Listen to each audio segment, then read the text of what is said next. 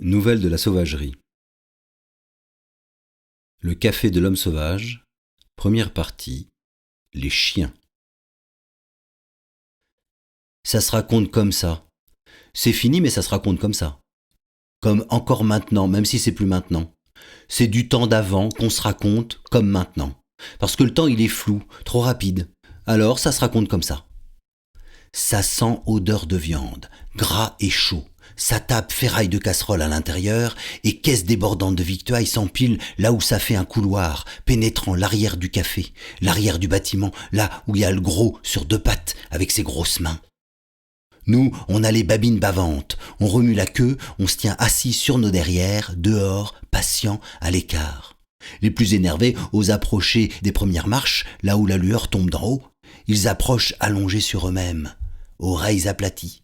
Nous, on les voit pareils comme tapis dans un fourré à attendre le lièvre, ils nous font rigoler. On sait que ça sert à rien, juste à se prendre en gueulade, coup de torchon ou bâton dans les côtes. Même que ça peut être dangereux. Mais ça sort de là-dedans de telle fumée de bouillon qu'on les comprend, qu'on peut à peine se retenir nous-mêmes de fourrer notre museau dans les effluves. Ces brouillards de mangeaille, y a pas idée. On a beau cavaler tout le jour, où ça sent lapin, blaireau, charogne parfois, dans tous les coins, le moindre terrier, un trou de musc, le détour d'un fossé, une trace de bestiole qu'on traque, qu'on s'y roule aussi, dans des restes pour se frotter, les pattes en l'air, le poil dressé, on a beau même descendre dans le bas de la colline, parfois quand tout est dur par le froid, là où ça sent plus rien, pas d'herbe, pas de terre, mais qui a mangé encore dans les grandes boîtes des deux pattes qu'on renverse et qui font tout à boucan. On a beau, même si c'est partout notre territoire, qu'on manque de rien là-haut, c'est pas pareil. Il y a la lumière, la baraque perchée sur la colline, avec le grand arbre à côté qui piaille d'oiseaux quand il fait plus chaud à vous faire tourner la tête. On la voit de partout autour, il suffit de lever la truffe et ça n'a rien à voir. Là-dedans, les parfums, rien à voir, des machins inconnus qu'on sent nulle part ailleurs. Le gros à grosses mains, il essaye bien de donner des coups de pied, gueuler injures, lancer contre nous. On sait qu'il y a toujours à la fin des os balancés. Ça vole d'un coup, en grand mouvement de bras, par l'ouverture de la porte. C'est pour ça qu'on reste là à la fin du jour, à renifler de loin, patient, mais retenu quand même, de partout, en dedans pour s'empêcher de s'élancer, assis, les langues des passants. Quand ça jaillit, on se jette dessus. Coup de croc pour la meilleure part, aboiement accompagné de babines retroussées, échine hérissée, puis ça se calme, plus loin. Tous à ronger notre bout, bien contents, jusqu'à la prochaine fois. Quand c'est fini, rassasié, on s'en va pisser au coin, marquer le terrain, signifier qu'on reviendra. C'est pas trop différent de ceux sur deux pattes, qui entrent par devant et qui parfois viennent pisser aussi dans les haies. On renifle alors la leur, on pisse par-dessus pour dire, parce qu'il n'y a pas de raison, même si on a bien compris qu'on mangeait après eux, leur reste, que le gros nous jette, ce qu'ils laissent, y a rien à dire, c'est comme ça, pas grave. Même chose, chaque soir même bazar, sauf les soirs où on n'entend pas les autres à l'intérieur. Où c'est un silence de ciel et de vent, où ça sent plus grand-chose, odeur d'herbe, de plantes, seulement, truc de lapin, de vache.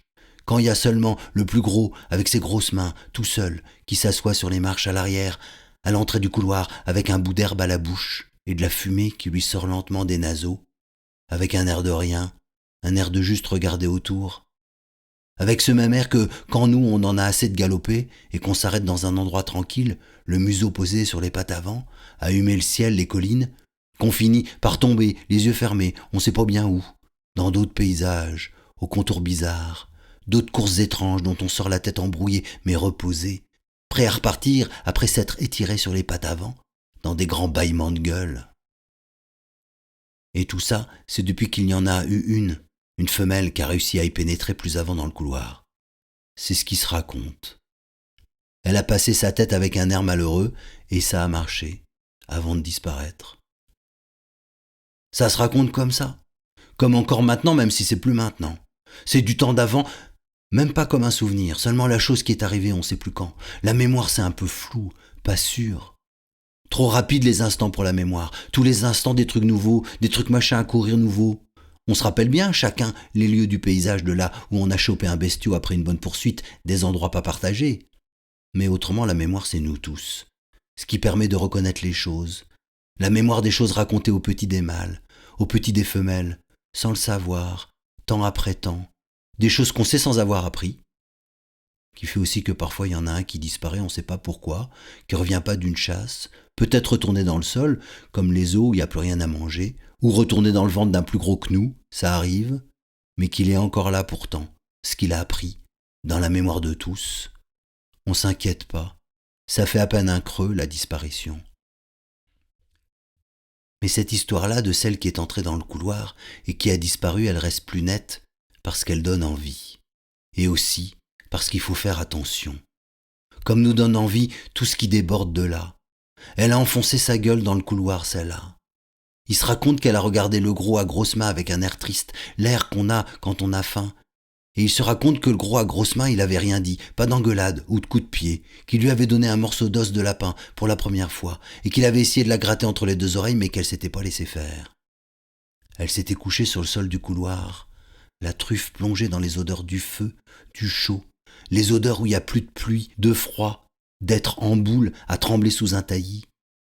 Il se raconte que c'est pareil là-dedans à être couché sous le ventre de la mer, dans les poils chauds, que c'est sec tout le temps, avec le ventre plein.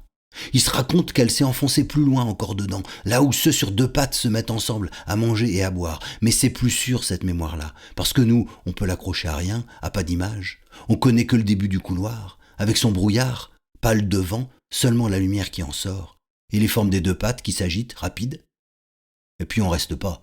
La nuit, c'est une confusion d'ombres. Il nous faut de la lumière. La nuit, on reste couché, protégé dans nos renfoncements de tanière, même s'il y a toujours une oreille attentive, tendue vers les bruits qui sortent de là-haut.